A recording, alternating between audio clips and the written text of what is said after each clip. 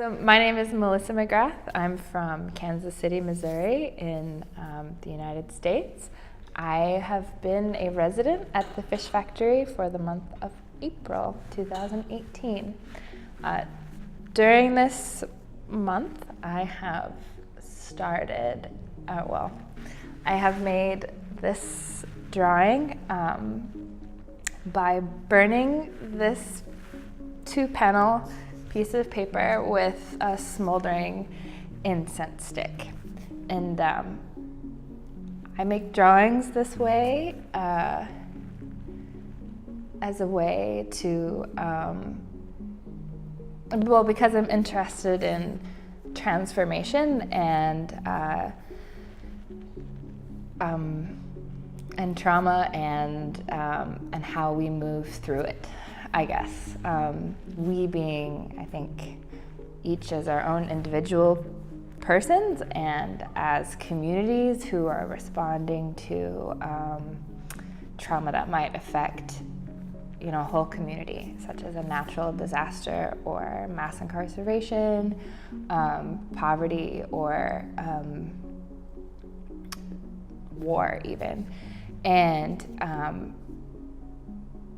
I'm attracted to this method of drawing because, to me, each time I make a mark, some of the paper is burned away and you can't glue it back together. So it's this irreversible change, much how every event in our lives affects us, and how we move forward from those things, and what our mind feels like and might even look like after those things happen.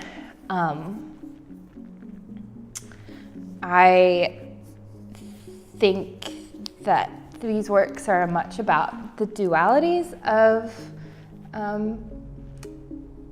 the good and the bad things, how destruction or might lead to, or always does, lead to regrowth and beauty again. And even within the works, I think that there are two different things happening all the time with the mark making, like the light and the shadow, the positive space and the negative space, the strength and the fragility of the paper, because while they look really fragile and destroyed, there's actually a strength to them, and that can be played with depending on the pattern that I'm creating on the page. I think to just talk about the experience of making this work, I would say it's a little bit different than other drawings that I made like this because it's bigger than me. And right now I feel in my own personal life, I am dealing with things that are much bigger than me.